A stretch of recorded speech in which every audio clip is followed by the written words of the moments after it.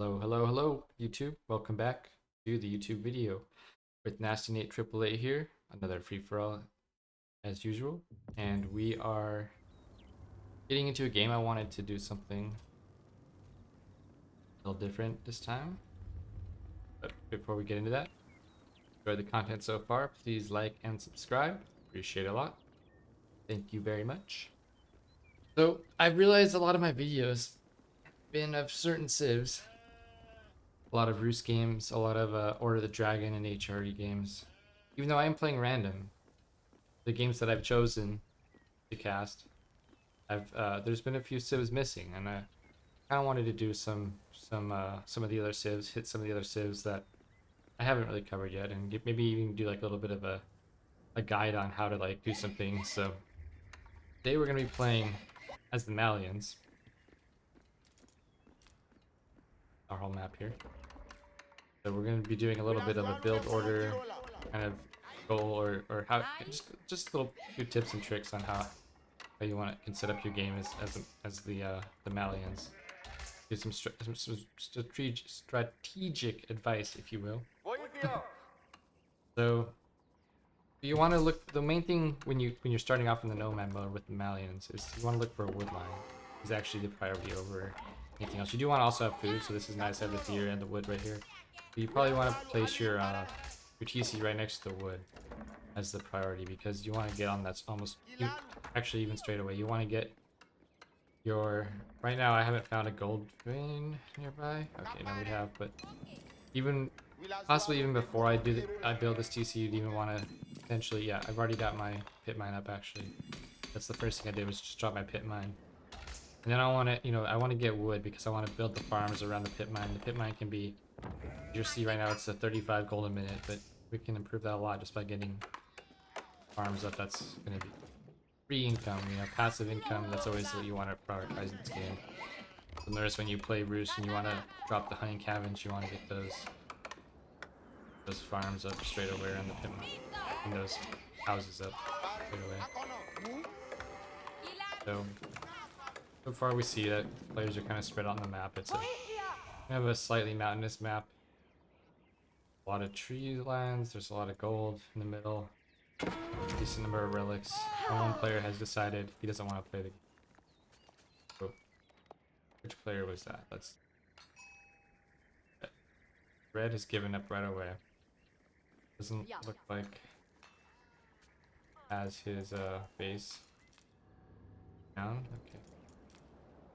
Down here somewhere, and he just surrendered right in front of purple. Purple doesn't have to do anything, he just gets this kill. Finishes town center. Looks like there was a fight of villagers. Purple only having 2 villagers left. We kind of missed this in the opener. Yeah, this is it often happens. I try to avoid it, but sometimes I get a little annoyed and end up agreeing to a fight. Kind of a passive throw it behind. But hey, when you secure a really early kill, it can be worth it. Even though purple is now in a little bit of a tight spot here. Meanwhile, back at home, we've got our mill out to get the upgrade for the deer. And now that once you finish your first pit mine, you can get off wood. You don't need to keep mining wood because you need to first get your age up in order to get the next pit mine going. So we see here the age up now with the quarry. Also free gold per minute. You get 50 gold a minute. You can also toggle this to stone instead if you want. Not way very often, but if you ever need stone for whatever reason, off. But it's gonna be nice to have these, right? Because there's not that much gold up in my area of the map here. There's a few gold mines, but my villagers don't have to do anything to like that. So what I did here was, I think this might be maybe a mistake or maybe not the best strategy, is getting your second pit mine with all its farms before the second TC that I'm trying to build comes down. I think you might want to go for the TC first before getting all this. It's kind of debatable, I guess, but getting those, the next build production going is pretty important. You want to start putting out more builds, getting our economy up and running. And now what I'm doing after the second TC and this second quarry are gone up is we're doing the farm boom, as they call it. And you want to just fill up your you know, your cattle ranches with cattle. Have to make sure you put them in there. Pretty straightforward thing to do. And then you want to kind of build them in a way where you can put the landmark. You're gonna use the cattle landmark if possible. You're gonna put it right in between all these cattle farms. You see, we're still mining a ton of food now to age up. Some wood. But we don't even need to mine any gold so far. We're already getting our H3 landmark. We haven't mined any gold, I believe. Yeah, 0 gold mined here, 0 here. We're starting to mine now. But we just started. We literally just started mining after we got our castle age. It's pretty powerful. And once this finishes, we can start our next quarry. A pit mine farm, sorry, not quarry. That's the Mongol thing that goes over the gold mine. And when we on the map, not much is going on. It's kind of a slower game, fortunately. And the downside of playing Malians is often it takes just a long time to get up and running here. You see, we're just at age 3. We don't really have any army yet or anything. Not even. Our economy is kind of. It doesn't look very good, but it's a lot better than it looks, right? Because we have these pit mines. We have a lot more extra gold income. Now we have probably too much on gold. I'm gonna keep pumping that. We got all our cattle farms going. We're almost max here. Yeah, 20 cattle max. Get 7 of these cattle ranches, and that'll be enough. Now we can start transitioning. So I decided, because I'm kind of spread out from other players, there's no one like too close and threatening me right now, that I want to go into a Calvary build. So Malians have the great advantage in free-for-alls. They can just destroy, with torch damage, right? Like you can build these sofas and these scouts, and they do a lot of torch damage, especially if you get the Imperial landmark and you pop that cooldown. Use their torch damage for like a temporary amount of time. Pretty nice. So meanwhile on the map, looks like people are gearing up for the fighting transition. Blue has invaded Purple's base. Purple was the one who did get the free kill, but he was behind because of losing villagers and fighting Red's villas in the very beginning of the game. So you can see that's probably what resulted in his imminent defeat here by Blue, because he was just too far behind in this game, and you can see it on the scoreboard. He's already lost this. There's no way Purple's coming back out of this. So Blue's gonna pick up. We're gonna say the first kill, the only kill of the game, because Purple had one, and now he's not gonna have one.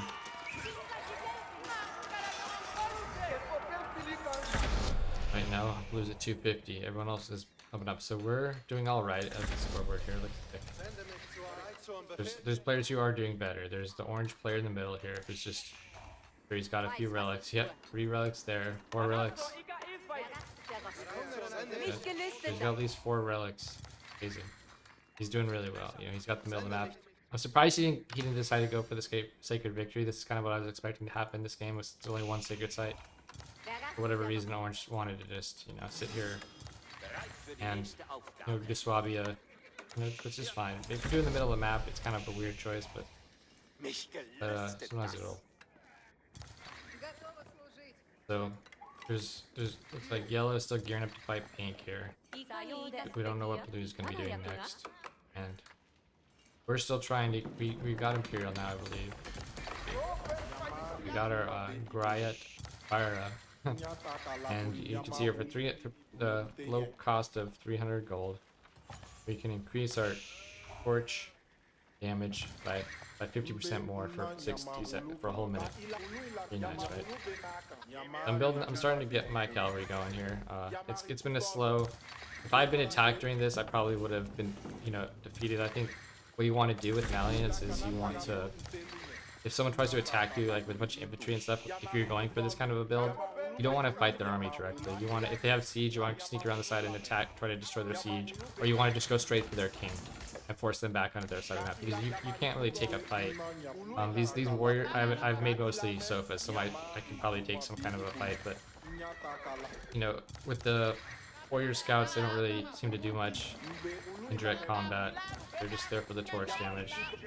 You could even probably spam more of them if you wanted to just quickly kill someone and just try to torch down their buildings without fighting their army. If you could get somebody out of position and just torch down their landmark that has the king inside and kill the king, then you might be in a better spot fighting directly.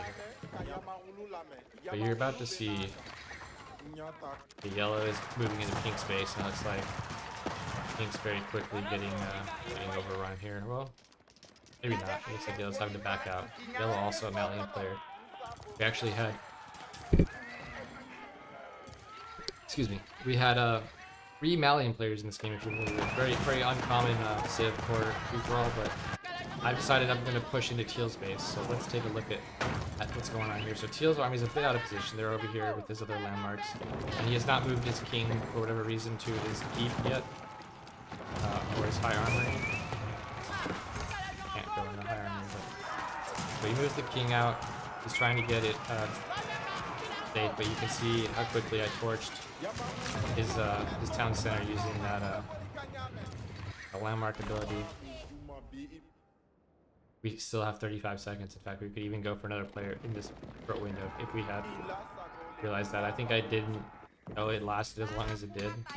Now looking at it, I can see that it does last for a whole minute. And it goes on a brief cooldown.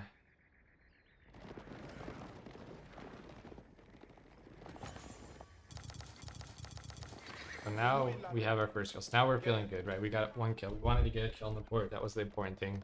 Pretty late in the game here, but we got our first kill, so that's going to help us out a lot. Now we're looking at the next player, right? We're looking at Orange. He's over here. He kind of, I think he's maybe aware that we're here. He's seen our units with his buildings. But Blue is also attacking Orange, so this is helping us out if we want to push Orange. We don't know this is happening, but we can poke in here and see. We can try to. King is. Let's see, where's his king at?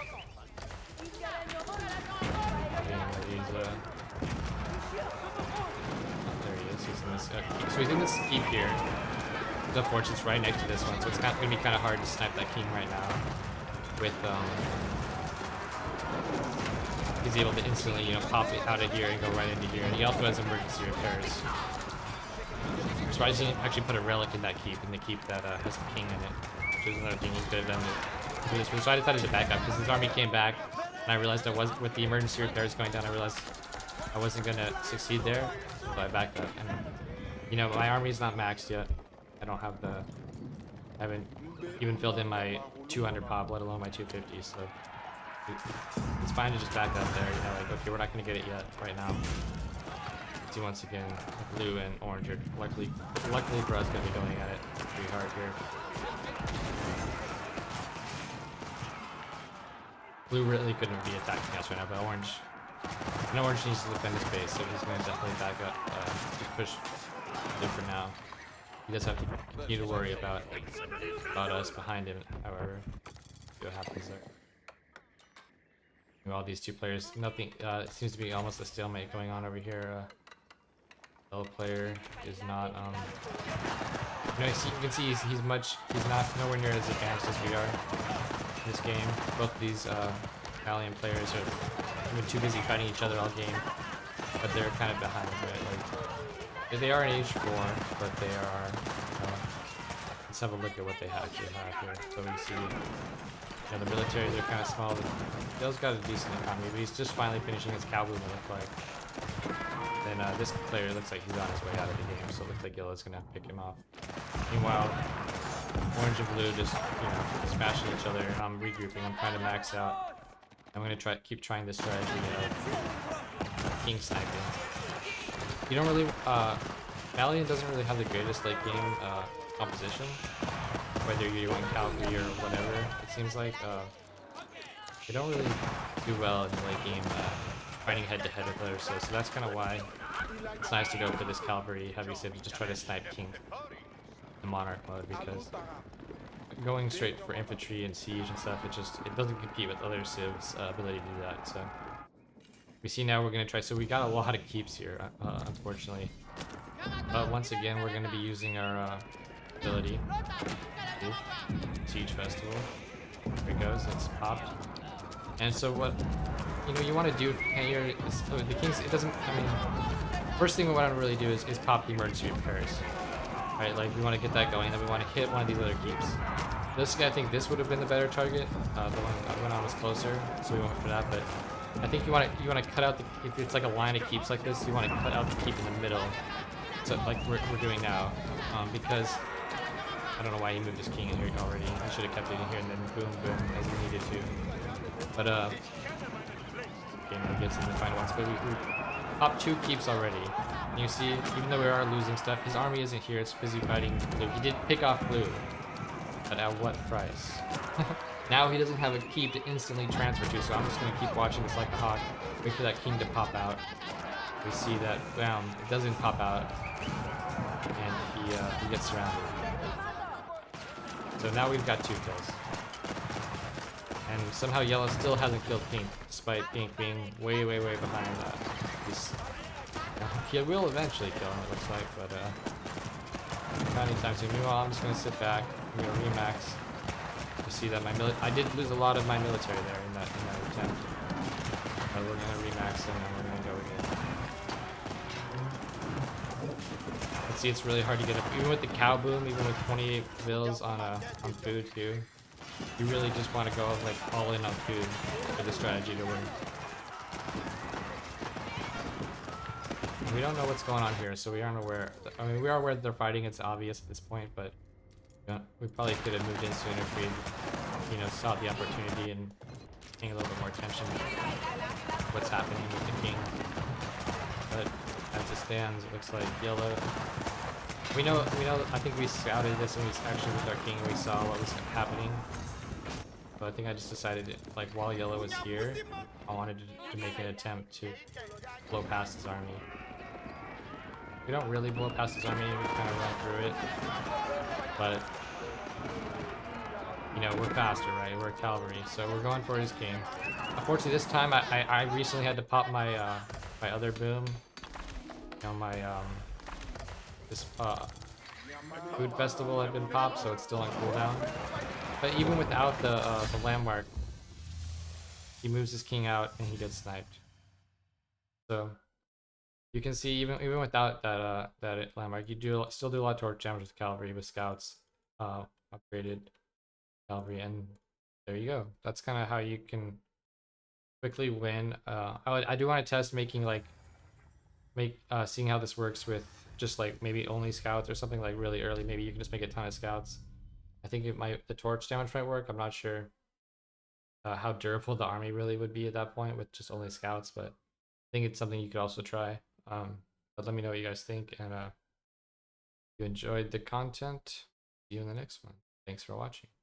That helped, and we'll be doing some of the other civs in the future that we haven't covered yet, such as what have we missed so far besides the Malian? The Byzantines. These are all the civs that I'm probably not the best at, by the way. They're like the ones that I'm least experienced with, so that's partly why we don't have any videos. I have won games with these civs, but I just, like they've been games that were just like handed to me or whatever, something like that.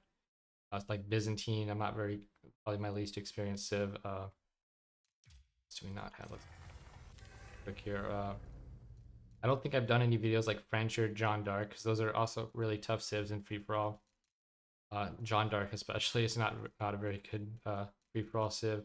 Abids also, we probably need to do a video, but it's like these are like some of the worst civs in free-for-all, and also the ones that I'm not as experienced with. I have experience with French and John Dark and 1v1 a lot, but in free-for-all I don't usually play them, or I kind of curse if I get them when I play random. So we'll see. Hopefully I can get some more videos of those civs up. Anyways, thanks for watching. Catch you guys later. Ashnate Triple 8 out.